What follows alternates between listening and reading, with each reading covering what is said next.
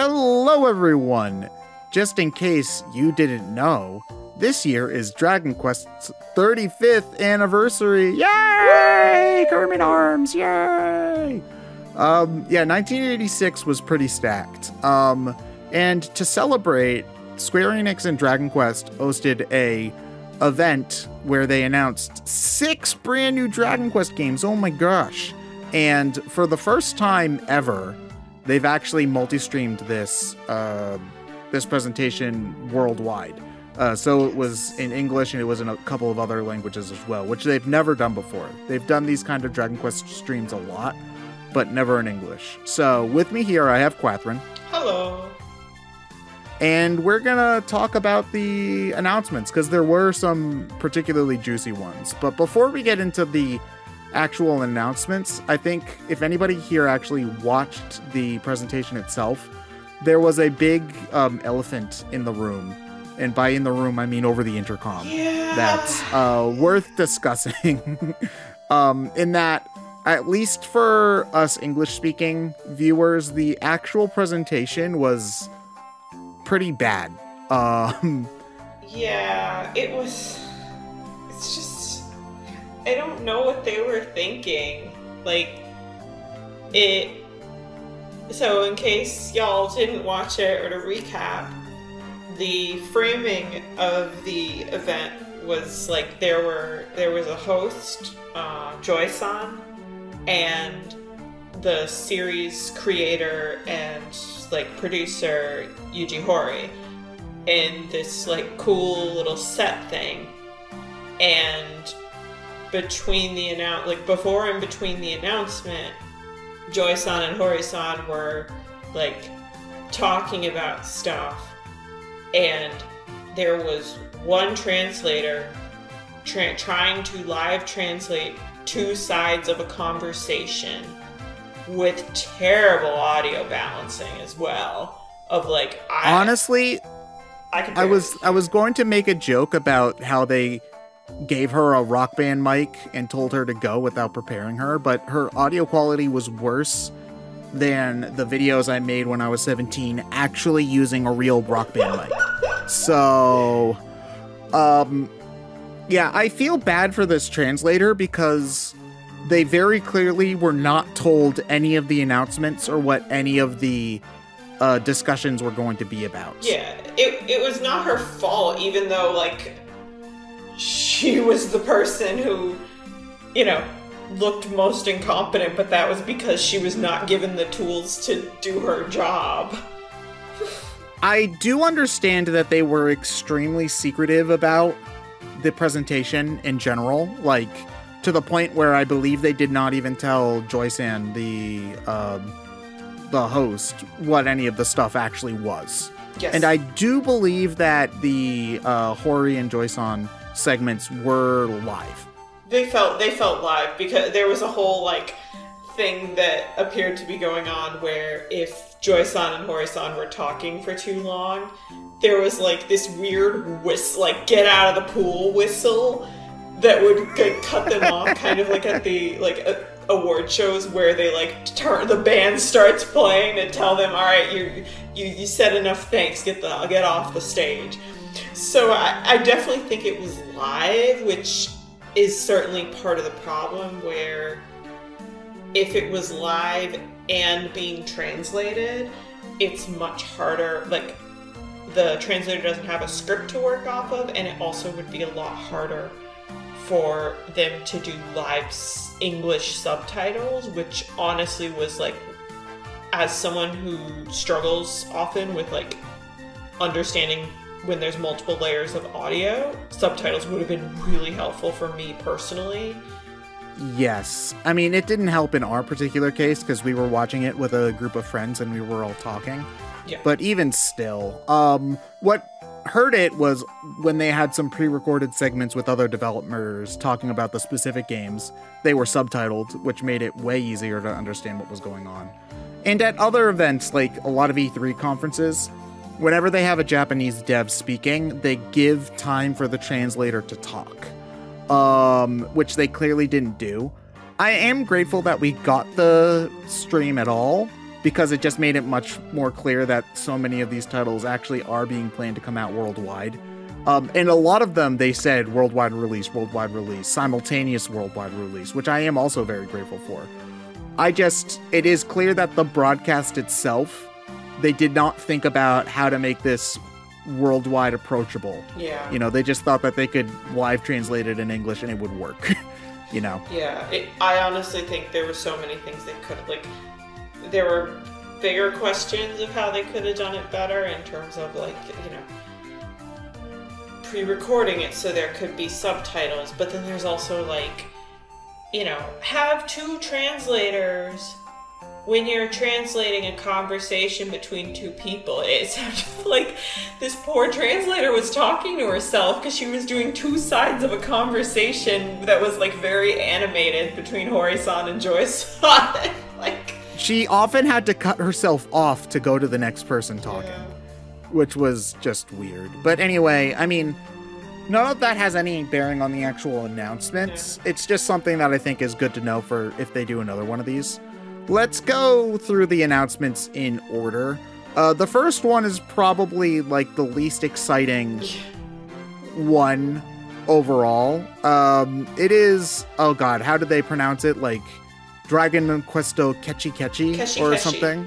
So Keshi, Kesu means, like, to erase.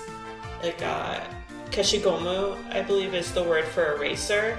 So Keshi is, like, erase. It means, like, eraser in, like, a cutesy way, I think. I guess, like, it would be like, wee, wee, wee, wee, wee, kind of. Yeah, I think it's also meant as sort of a sound effect, like, Keshi, yeah. Like the sound of an eraser squeaking. Yeah. And it's a mobile game Bejeweled clone. Yeah. I feel like the most I got out of it was, oh, those little eraser versions of the heroes look cute. Am I gonna I like the little doodle versions, because it looks like there's, like, a story about how, like, all the monsters are doodling in this guy's library and being jerks. And so you're an eraser and you have to erase all of the doodles, I guess. It is a very cute premise. Like, it is, yeah, but, I mean, it also just kind of seems like your typical... We saw, like, very little gameplay. We saw, like, 10 seconds of gameplay at the very, very beginning. And it looks like your typical kind of Candy Crush style thing. Yeah. You know? No, it's... I was like, that's cute, I'm never gonna get it. Yeah, I had expected we'd get at least one mobile game kind of filler sort of thing going on here. So I guess there's just not much to say about it other than that. Yeah, I really don't. It did look like they were going to actually make the erasers, though, which is really cool. I feel like that's going to be the best thing to come out of it, is there's going to be some cute erasers. Do you remember, like, we would have been in elementary school, like the Hamtaro erasers that they made? No, I that remember, had, like, the little Hamtaro hamsters? I don't remember Hamtaro erasers specifically, but I do remember, like, cute erasers being a thing. Like, the kind of erasers that are so cute that you never use them. We never did. A friend of mine, like, imported a bunch of them from Japan. Oh my gosh. Because she really loved Hamtaro, and we just played with them. We never actually erased anything. But anyway, on to the announcement that probably made people in the West, at least, the most salty out of everything. So if you're a fan of Dragon Quest, you probably already know this, but in case you are not as familiar, Dragon Quest X originally came out in 2012 for the Wii, which you probably think sounds really strange, because it was, especially when you hear that Dragon Quest X is an MMO. But it came out on the Wii in 2012, and they ported it to a bunch of stuff, and it's kind of been like a white whale for many Western Dragon Quest fans, because so many fans want this game, and it's just seemed like so not gonna happen. Yeah. You know? Yeah. Like, I mean, there was a period in the mid-2010s where it kind of seemed hopeless that any game would come out over here. Like, we didn't get the Dragon Quest 7 and 8 remakes for a couple of years after, you know, the Joker 3 We never got, came out over here. Terry's Wonderland 3D or the Dragon Quest Monsters 2 remake on 3DS. So. Yeah. And I mean, like, those games, there was certainly a shot for them to come out over here, you know? Yes. Like, obviously, any RPG is a big localization task, but it seemed plausible, especially since at the time, RPGs on the 3DS were getting a big boom with stuff like Bravely Default and Shin Megami Tensei. Mm-hmm. But Dragon Quest X, I just never thought we were going to get, because it's an MMO that originally came out on the Wii, so what systems are they going to let you play it on? And being an MMO, there's got to be so much text to translate, like even more that, like, I would imagine that all of the text on Dragon Quest X up to now, which has like what, 5 expansions, is probably double that of Dragon Quest VII, which itself was like 2 full bookshelves of text when you print it out on paper. And also, I would think, like, I'm Ted and I so far have not taken the jump to play Final Fantasy XIV, which you can play with no time limit up to level 60, and including the award-winning expansion Heaven's Ward. Ted, who possessed Qatherine, me? no, you're not getting any feathers for your Final Fantasy crack. All right. But anyways, 10 I don't play 14, but from all the people around us who play 14, like it's so clear that dev team, you know, is constantly doing so much work on that game, and like I have to imagine, you know, and stuff like servers. It's pretty, like, there's sort of, I feel like for an MMO, there's so much more than just like a one and done translation that would need to happen. Yeah, you have to update stuff all the time. Like, I know that Final Fantasy XIV gets updates in between the new expansions where they like unlock new like dungeons and raids and stuff like that. Also, fun fact, the director of Final Fantasy XIV got his start working on Dragon Quest X. I didn't know that. That's awesome. Yeah, which, like, honestly makes me really interested in trying out DQ10, you know? Because everybody taught... And I tried Final Fantasy XIV. I played, like, 5 or so hours of it, and it was good. I'm just not an MMO person. Mm-hmm. So, anyway, with this context in mind, you know, where we just never expected Dragon Quest X in a million years... then they show this trailer with, they're talking about all the different expansions that Dragon Quest X has gotten and how it's almost 10 years old and whatnot. And we're sitting here thinking, no way, did they do it? Did they finally do it? And then they cut to the developer talking, and then there's that thing there that says no plans for a worldwide release. And it was such a kick in the nuts, you know, to tease all of the Western fans like that, especially since it was the second announcement and the first announcement that people actually cared about. Yeah. You know? I mean, I think I was less optimistic when they started talking about it. I was like, we're not getting it. But it was still like, come on. You know, this is a word. Like, I get why they included it. Because it's, you know, it's a main, like, in, as far as the DQ series go, it's considered a main game. It's a main numbered game. So, you know, it makes sense for it to be on that stage for the 35th, but it also, you know, kind of stings when it's not gonna be in your region. It's like, yeah, it just hurt because it really did feel like this is one of the things that made it feel like they didn't plan to make this worldwide until like the last minute. Yep. Like, another thing is that none of these trailers are in English, so like we can't even read any of the things that are going on in any of the trailers as well. So like we're seeing Dragon Quest X stuff, and like I barely even know what they're talking about. They just show like version numbers and stuff like that. And what doesn't help is for the next announcement was also Dragon Quest X related, and this one we don't even really know if it's going to be out in the West or not. The other ones, they were much clearer about whether it is or is not going to be in the West or not in the West. This one they didn't really say, but they didn't also hard deconfirm like with normal 10. And this was the one that like was it just called Dragon Quest X Offline? Let's see. Yeah, they just called it Dragon Quest X Offline. And it also, I correct me if I'm wrong, I don't think they announced what console it was going to be on, but it's like this weird chibi art style that like, yeah, I feel like frankly it looks a little embarrassing to put on like PS4 and next gen. Like I feel like you could get away with it on the Switch, but if it was a budget title, then yeah, you could get away with it on the Switch. Yeah, but it's like, what was it, Shining Pearl and like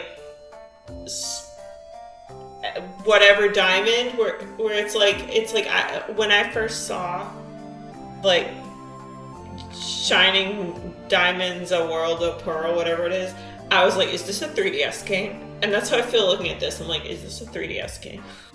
So, I mean, it looks substantially better than the Gen 4 remakes, but that's just more about how bad those remakes look versus this, because this still looks pretty bad.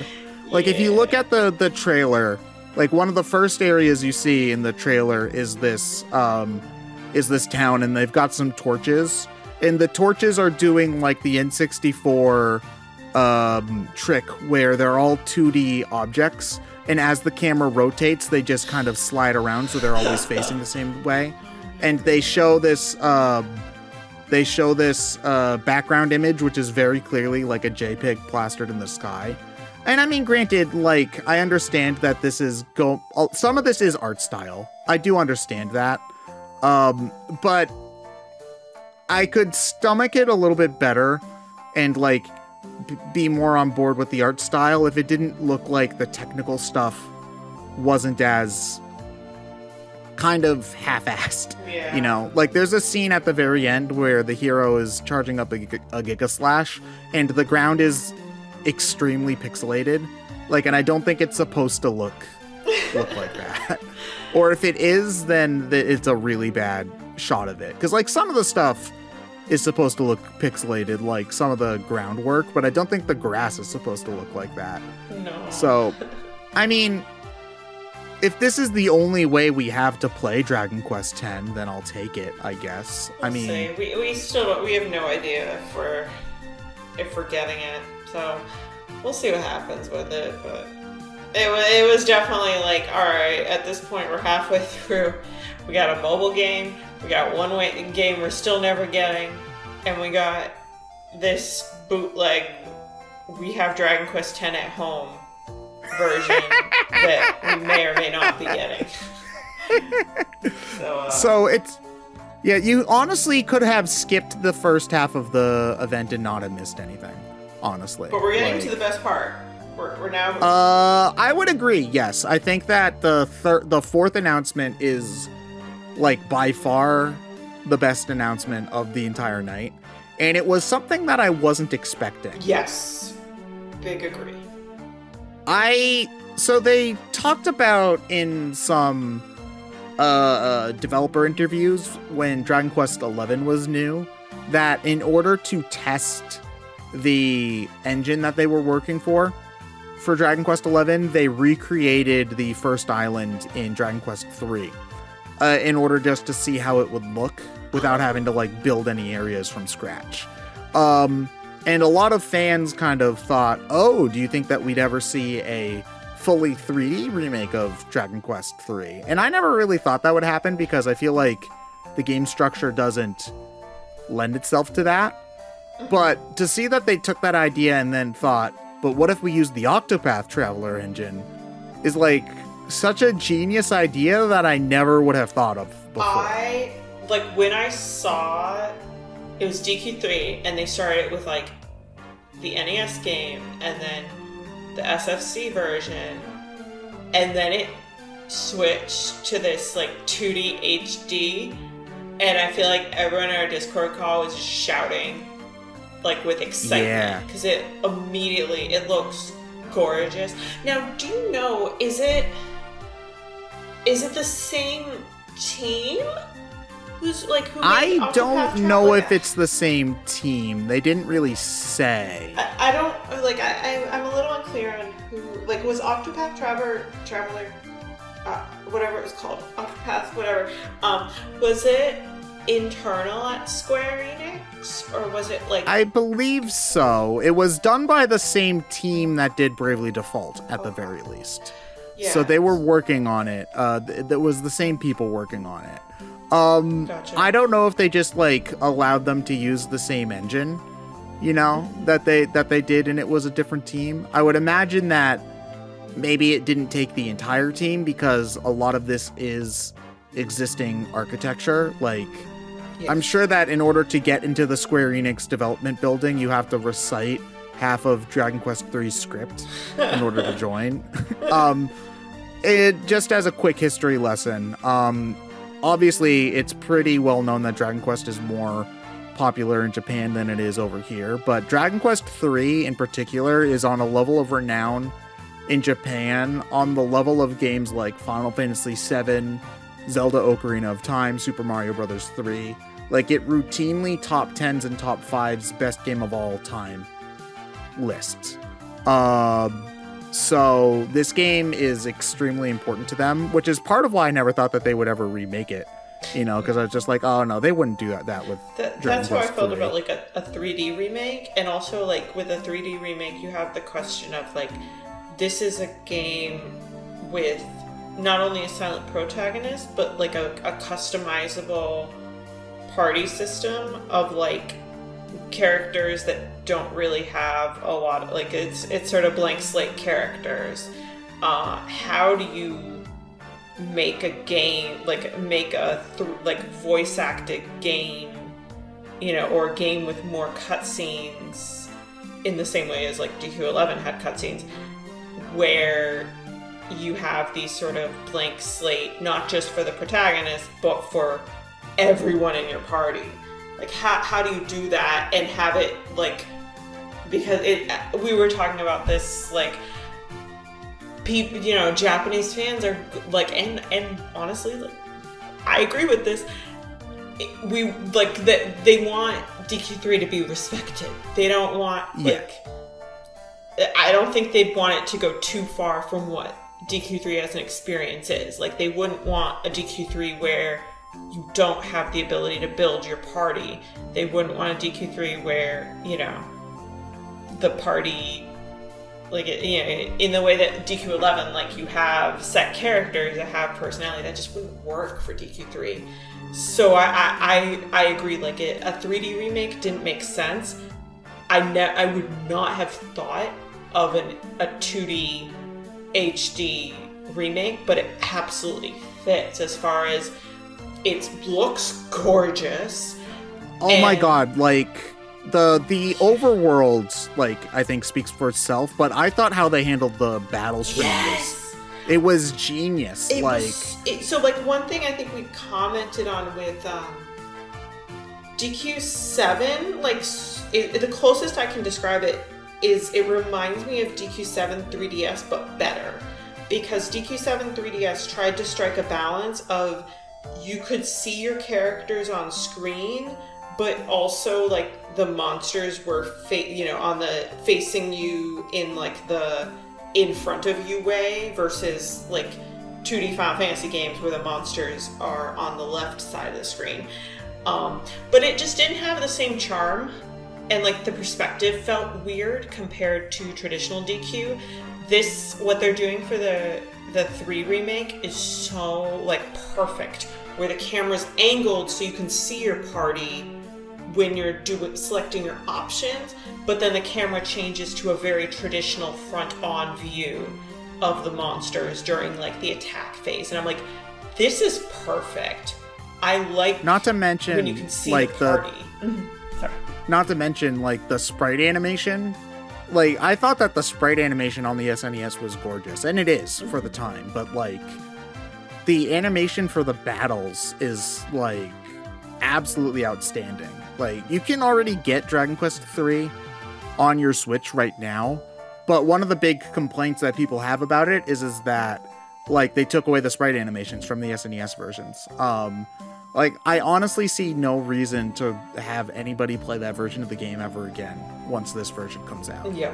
Like, there's just no need, because honestly, I think that this version of the game would be a great way to get someone into Dragon Quest if they weren't already, like, sold on the idea. Because I know that a lot of people don't jive with the Toriyama art style, really. And I feel like that's almost exclusively because they don't like how a lot of the characters remind them of Dragon Ball characters.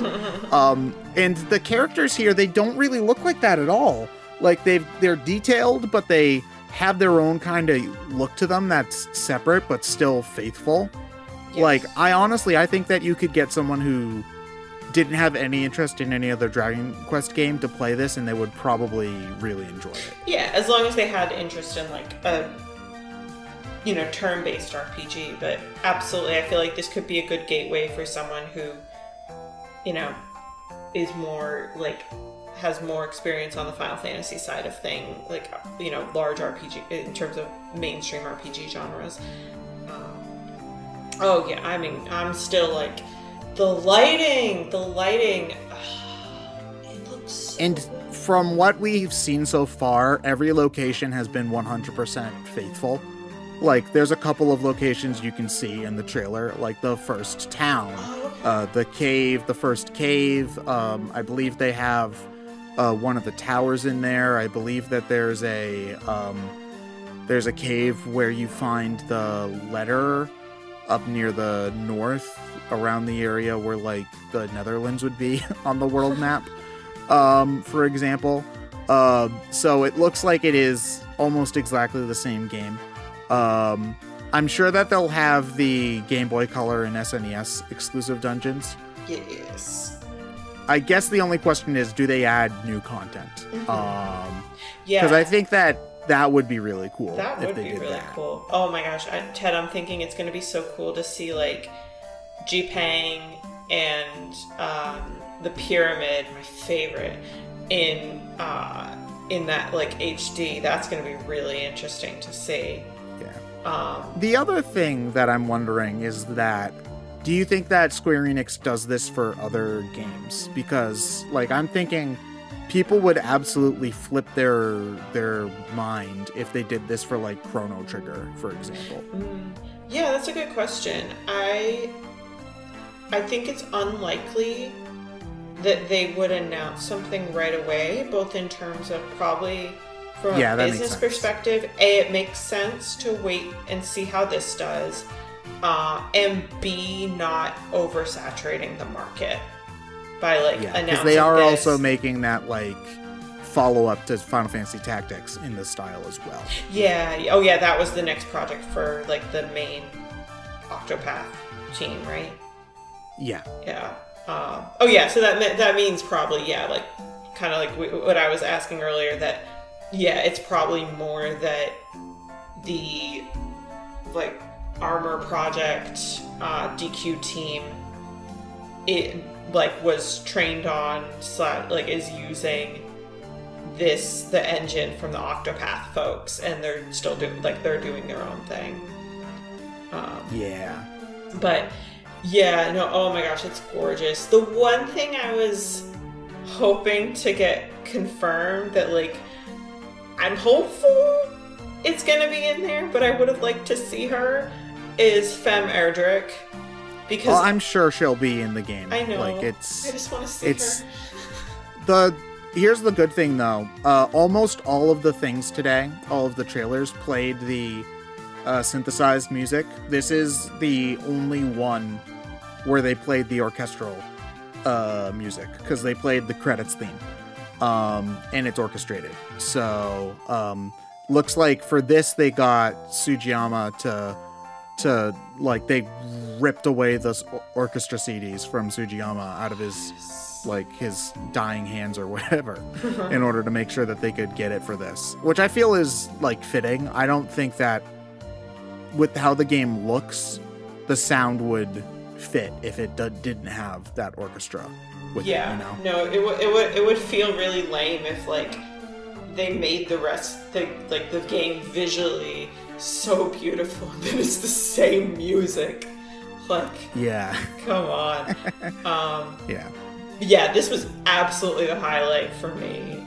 We were all flipping out. It looks gorgeous. Yeah. No date and no platform announced yet, but like, you know, I mean, I think there was no date, right? There was no date. So yeah, there was no date. We know that Dragon Quest X, the new version of that in Japan, comes out like sometime later this year. And we also know that the games are releasing in order that they were announced. Oh, okay. So my guess is that at the earliest, this is simultaneous worldwide release though. I believe everything else in this from here on is simultaneous worldwide release, which is awesome, and I'm so happy Square Enix is doing that. So my best guess as to a timeline is I would assume that the earliest we see DQ3 HD is like November, December, maybe like January, February. And then the next title would probably be sometime earlier next year, and then who knows about the last one. Yeah, thinking about what they have, it probably depends on a lot of things, but in terms of like, yeah, I don't know what they project for sales for the DQ10 games.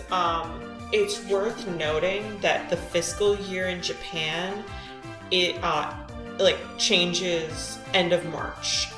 So I think that, you know, I don't know whether they would try to get DQ3 HD out for this fiscal year or for next fiscal year. Like, I feel like that's probably a consideration for them, but without having a good idea of like, I mean, because this past fiscal year, there hasn't been much for DQ, right?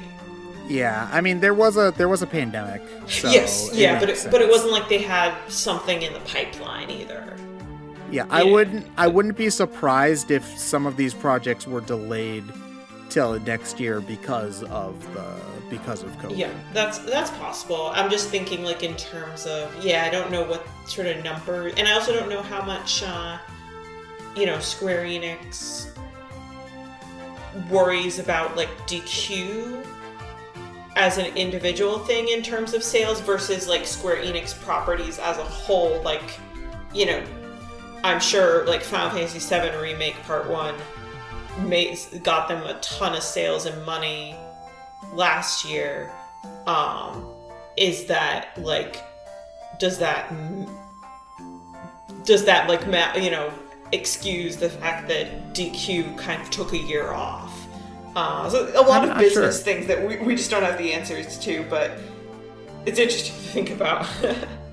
It is also interesting to note that on the official Square Enix YouTube page, the Dragon Quest III trailer is by a good margin the most watched one from the past, from the thing, at 711K views.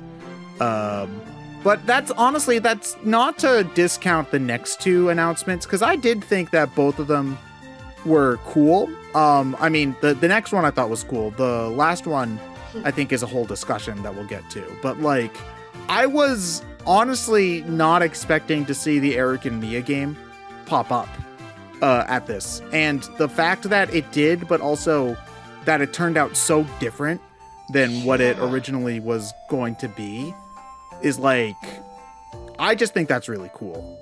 Like, this looks like a big departure for Dragon Quest in general, and that it's trying completely new areas, and I am all there for that. I feel like, I mean, I haven't watched the trailer since, like, I haven't rewatched the trailer, but I feel like I'm a little unclear on what the gameplay is going to be, but it definitely seems like it's different. I mean, when they first announced it, I can't remember if they straight up said it was going to be a monster game.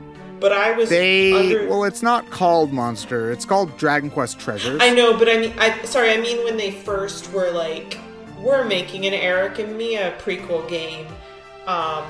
Did they say it was going to be monsters, or did everyone just assume it was going to be a monsters game? I believe they said it was going to be a monsters game. So that was a big surprise that they're like, okay, we're doing something different. We're calling it Dragon Quest Treasures. And I was like, okay, but I definitely felt like I don't have a clear idea of what the game is going to play like. So they didn't show a lot of active gameplay, is the thing. There's only like a couple seconds of gameplay where you actually see Eric like running around.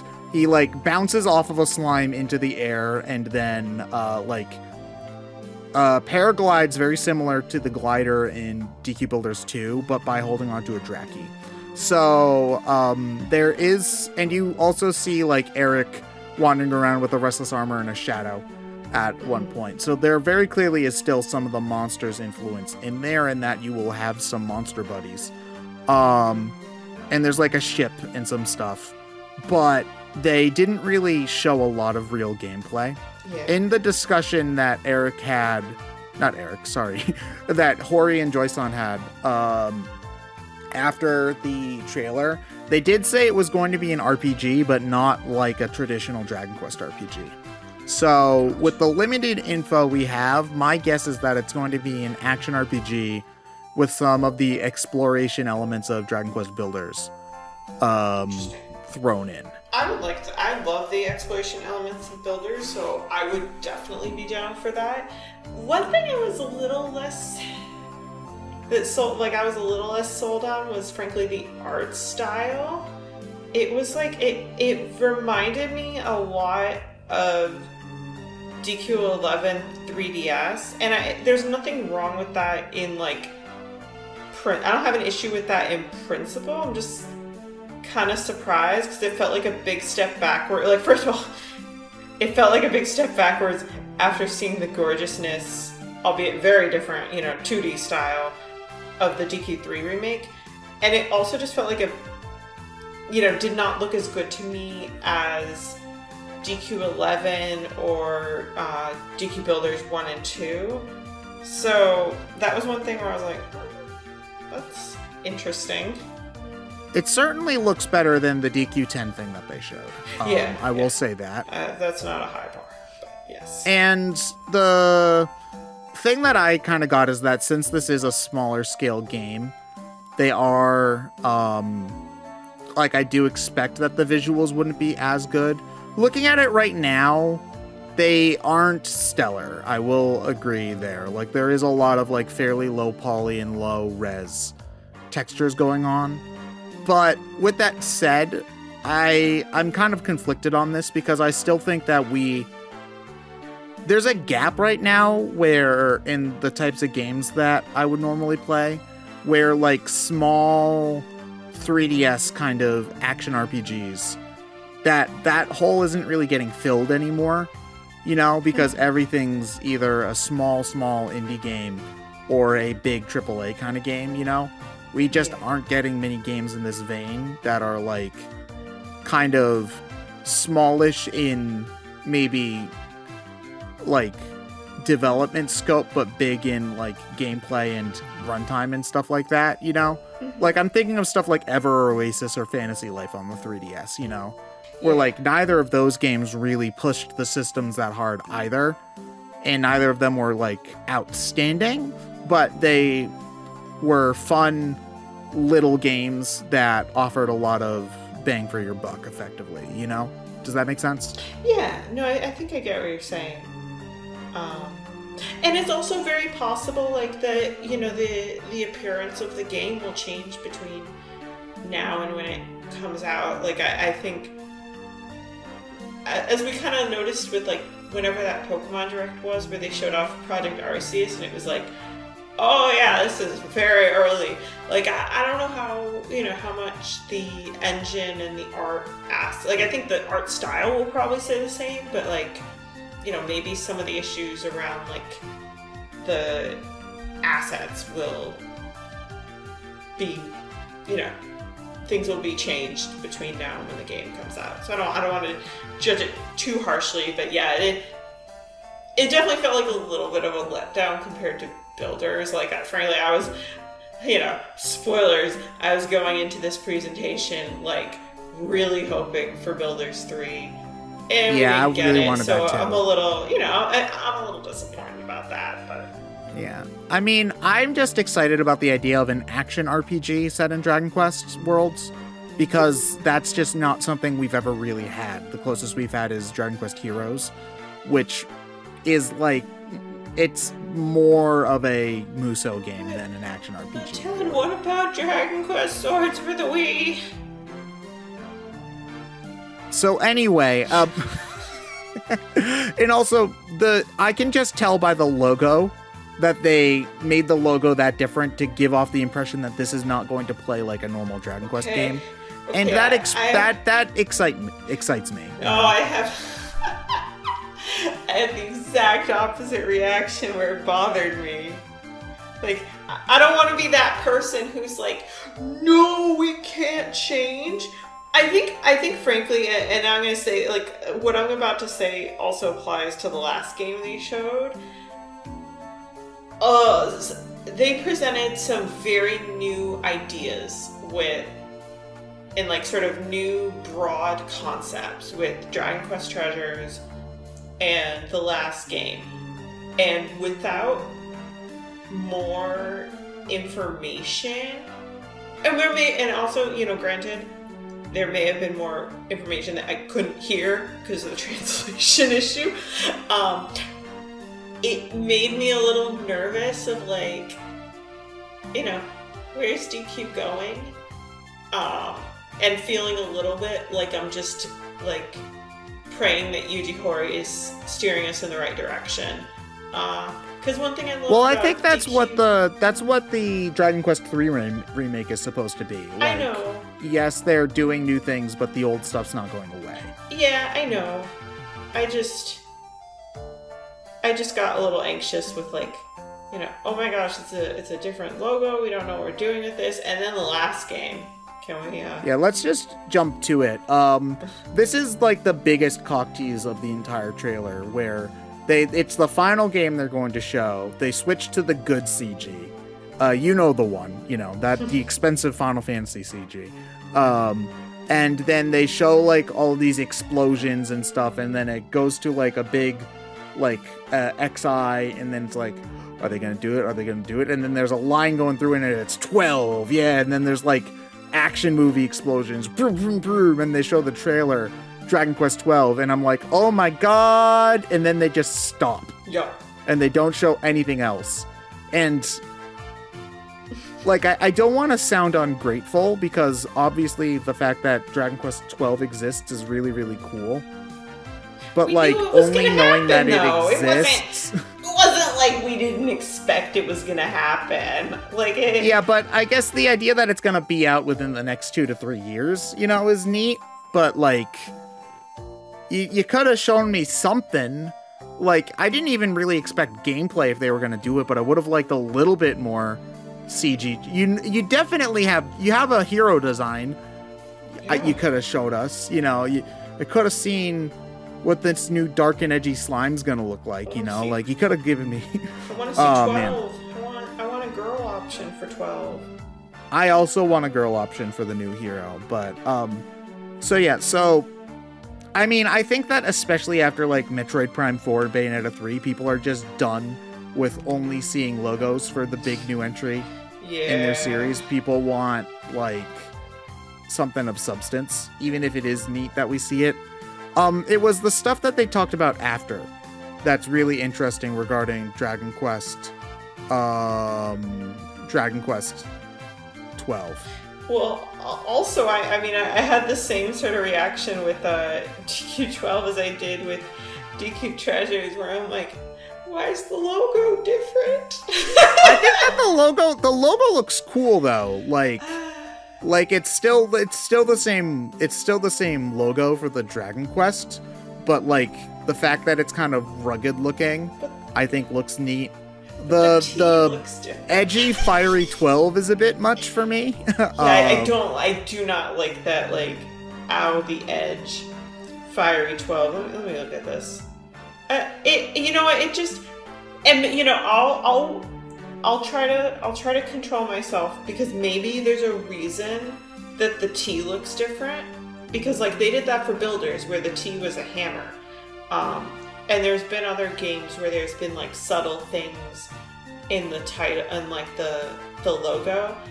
But the T definitely looks different to me. Like it's that they didn't change like the color on it, basically. Like the T isn't like the sword on the. Is the shape different? Let me look. Yeah, so you can so if you look at like the Dragon Quest X logo, for example, the sword on the T is like steel colored because it is a sword. It's not just the color, Ted. So I have it in yeah, front and of me. it is also like fatter at the bottom, like it's a broadsword, and here it is straight, like it's a long sword. It looks different. So it's very possible that like there's a reason that the logo looks different, like the way it looks like it's made.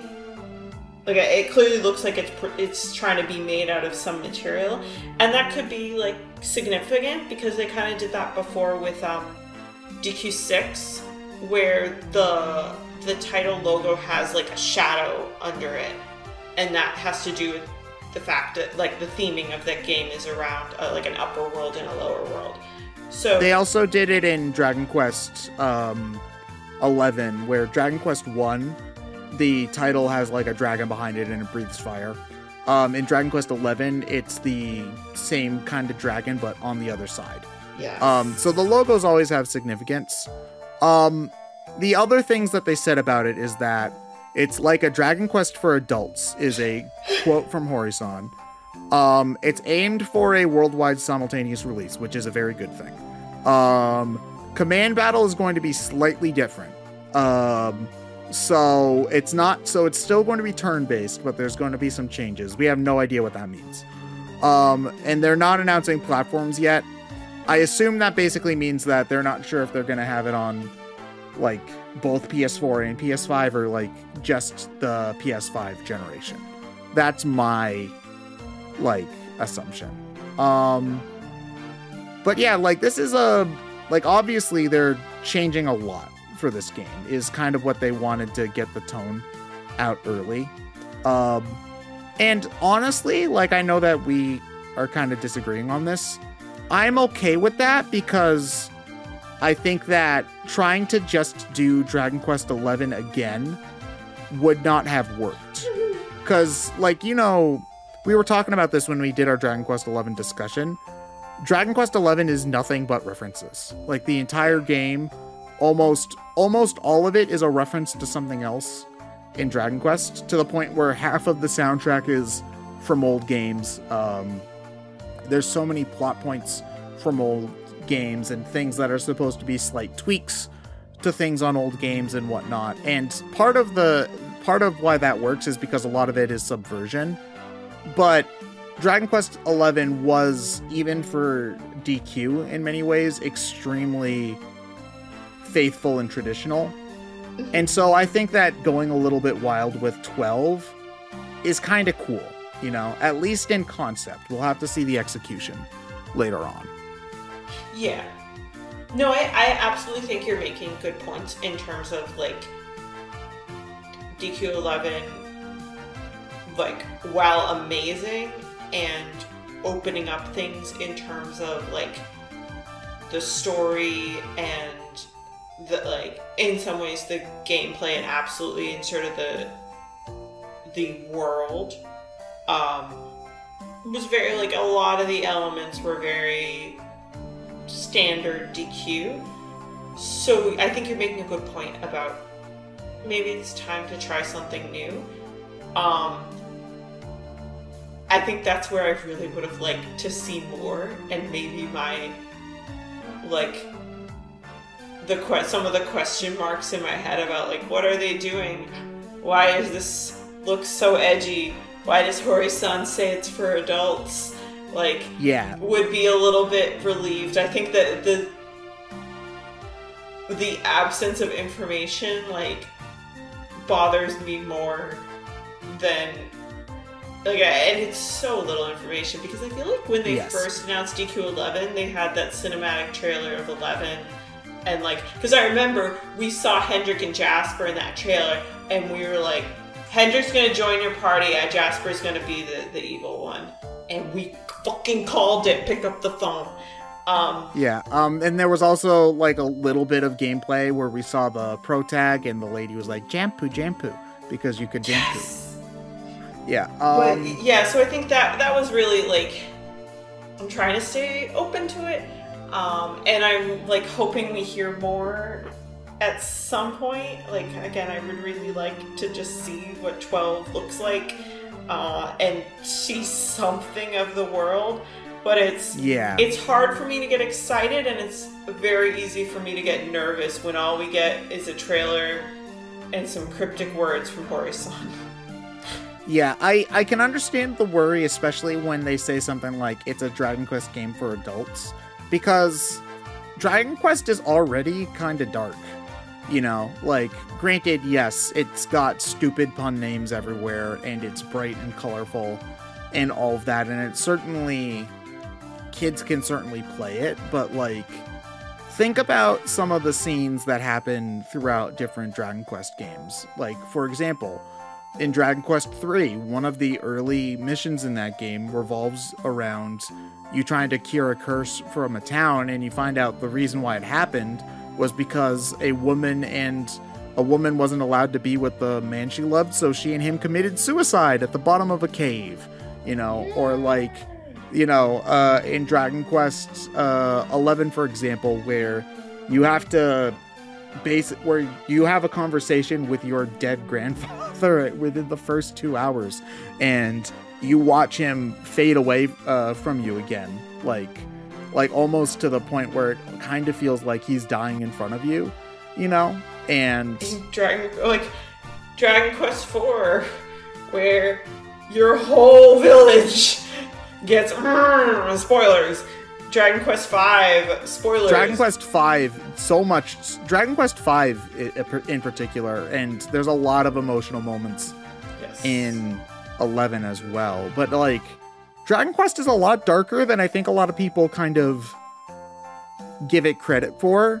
So what I'm hoping is that when they say it's a Dragon Quest for adults, what I'm hoping that means is that they explore more of those kinds of themes, and maybe it's a slightly grimmer world overall.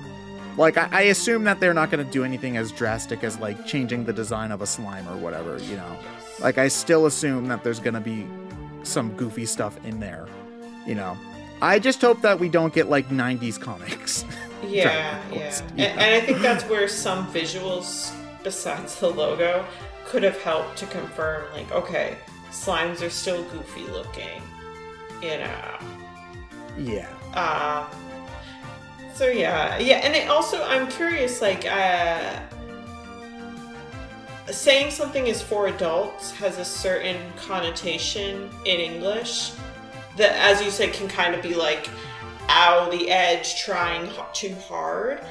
I don't know what the phrase Hori-san used in Japanese was, and I also don't know, you know, even if he literally said in Japanese, like, it is a Dragon Quest for adults in a way that would literally translate to that in English, I don't know if it has the same connotation in English. I don't know what it sort of means to a Japanese viewer and fan of the series to hear that. I know, like, everyone I know who, you know, speaks English is like, what does that mean? You know, and not sure. And like, either, you know, like you brought up, there's ways in which that could be a really good thing in terms of exploring, like, really diving more in depth into mature topics that DQ already had in it. Or it could be that it's going a little grimdark edge, which I think is what we don't want. At least not, like, you know, not... There's a way it could go that we don't want. Yes, exactly. So yeah, I think it's hard to know... It's hard for me to know as, like, a not... particular, like, you know, even if I listened to the Japanese audio, I feel like that's one of those things where even if I understood the words of what Hori said, I'm not sure I would grasp the meaning of what he meant. Yes. I absolutely get you. It's interesting. Like, they're absolutely taking a big risk here, but to be fair, I think that they kind of had to, considering how well Dragon Quest XI did. Mm-hmm. You don't follow up something that did that well by just trying to do the same thing again. I agree. That's, to go back a couple of years as an example, Final Fantasy VIII didn't do anywhere near as well as Final Fantasy VII, and I think a lot of the reason why that is the case, aside from the fact that the game's just not very good, is that visually it just kind of tried to be the same thing again. Like, it didn't really try to do much to differentiate itself. And I think that's part of where Final Fantasy IX has a lot more fans, because there's one, it played into nostalgia, but two, it also was very different from the things that came before it. So there was a lot of... And Final Fantasy X as well, like, that has a very different look to the Final Fantasies that came before it as well, and that's one of the more fondly remembered ones, if a bit divisive among certain fans of the community. With how successful 11 was, especially outside of Japan, where this is like one of the only instances of Dragon Quest like really getting critical and sales renown, I think that it makes sense that they would just try to completely do something different here. And I don't really... I know that they can always just go back to making them the way that they used to. Like, I don't think that... They're not Sega, I guess is the thing, where they'll just forget how to make the game the way they used to when they change things and people don't like it, Yeah. Yeah. So... Yeah, I feel like that was most of what I really had to say about DQ12, because again, we don't have much. They didn't show much, and I do have to say that in terms of watching it as a presentation, really takes the wind out of your sails when they only show like 45 seconds of CGI and then nothing. And especially, like, it was the last one. We were, like, the whole time, they dropped hints that there was going to be DQ12. So the whole time we're thinking, the final game is going to be DQ12. And then it's like Hori-san, like, jumps out of the cake and the lights immediately go out. Like, it was like, what was that show? We just saw, like, we paid for that. Yeah. I mean, when do you think is the soonest we see real DQ12 stuff? Because I doubt E3 this year. No, like, I highly doubt we're getting anything this E3. Who knows? And I also was like, I mean, the other thing that kind of disappointed me when it was all over is, like, don't get me wrong, we got some good things that I'm thrilled about DQ3 HD. I'm curious about DQ Treasures, but I feel like the other things I was hoping for were like Zenithia Trilogy on Switch, DQ9 remake on Switch, which I think Hori has said in interviews he would like to do. Like, not necessarily on Switch, but that he would like to remake DQ9. Somebody said that. I don't know if it was specifically... Well, Hori might have said it, but I know that somebody else also said that, and I'm blanking on what developer that was. But it's definitely known that there's interest in remaking DQ9, which I think you and I both agree is the Dragon Quest that needs a remake the most. Yes. And then the other big thing I was, hoping for, but, more reserved about expecting was DQ Builders 3. But I really wanted that too. I am really surprised still that no Zenithia Trilogy on Switch, because, I mean, I'm not a Japanese business person and I'm not a, game developer, but with the fact that they put the Erdrick Trilogy on Switch, it just seems like low-hanging fruit to port the mobile versions of DQ4, 5, and 6 to Switch as well, but...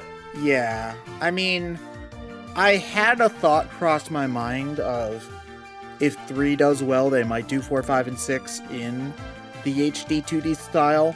And don't get me wrong, if you're going to be doing that, please and thank you. But, I mean, it certainly would be a lot easier to just port the mobile versions, and we'd get them a lot faster, too. Yeah. You know?